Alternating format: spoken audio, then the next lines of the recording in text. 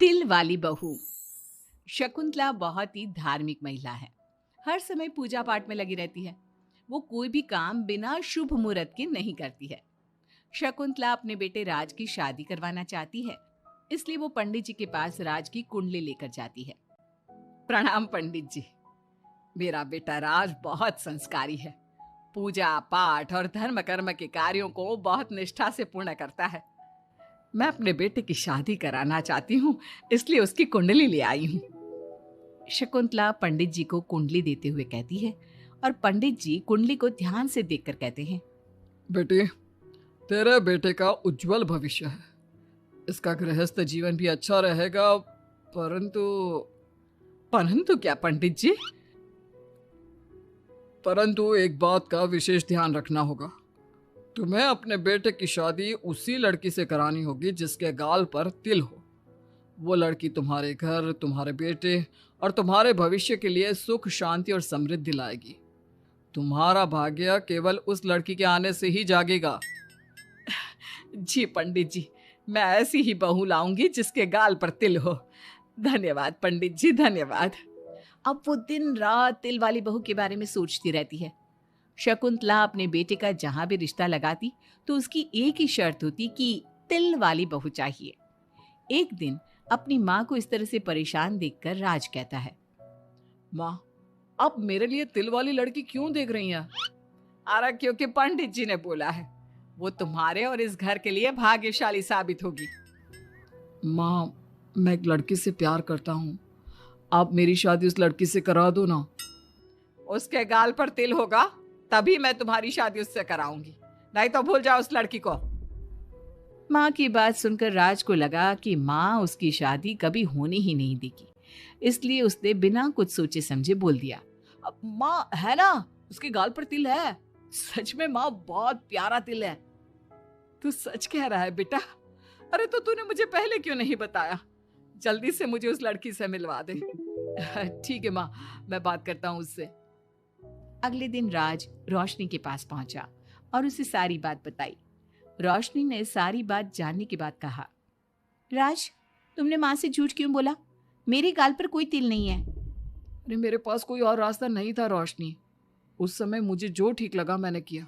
अगर मैं ऐसा नहीं बोलता तो माँ मेरी शादी किसी तिल वाली लड़की से करा देती।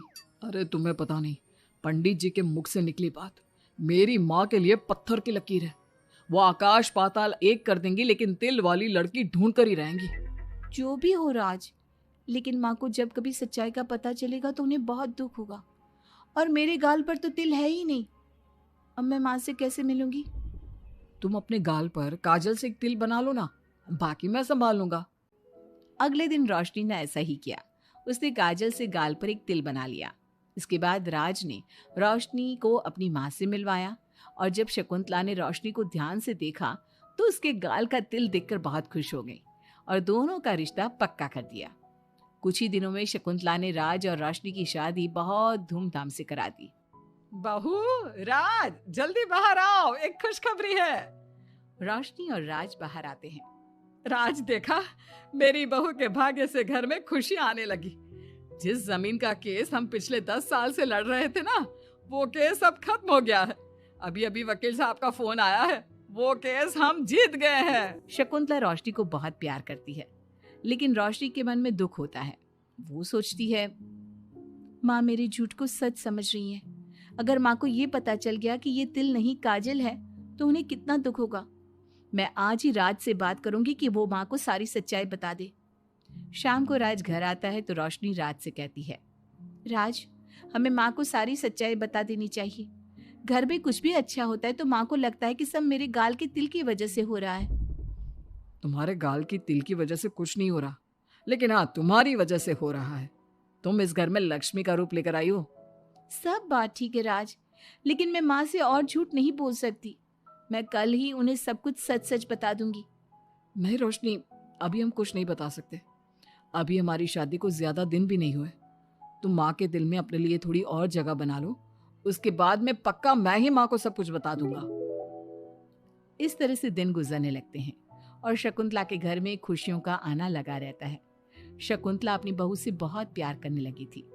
एक दिन शकुंतला रोशनी के कमरे में गई। बहू, ओ बहू, कहाँ है तू? माँ मैं बाथरूम में हूँ, नहा रही हूँ।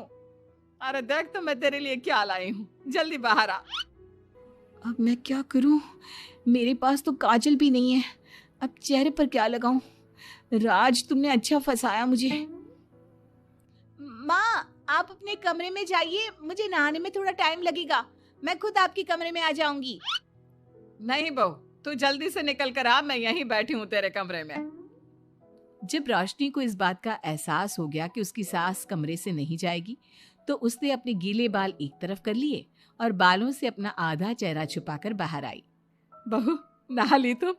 देखो मैं तुम्हारे लिए नई साड़ी और गहने लाई हूँ। आज शाम को बहुत मेहमान आ रहे हैं, मैं तुम्हें सबसे मिलवाऊंगी। जब शकुंतला रोशनी के कमरे से चली गई, तब उसकी जान में जान आई। शाम को पार्टी में बहुत बड़े बड़े लोग आए थे। शकुंतला ने अपनी बहू को सबसे मिलवाया और उसकी खूब तारीफ की। पार्टी में सब लोग शकुंतला के सक्सेस का राज पूछ रहे थे, तो शकुंतला अपनी बहू और उसके दिल की तारीफ कर रही थी।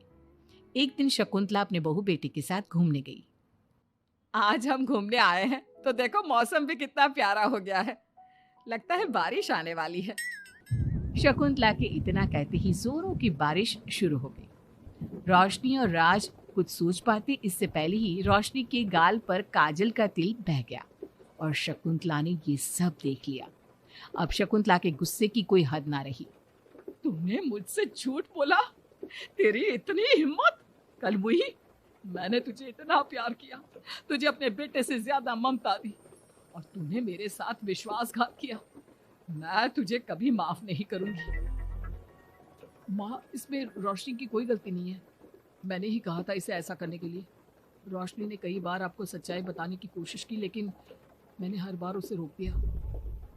क्या तूने कहा था? क्यों किया तूने ऐसा?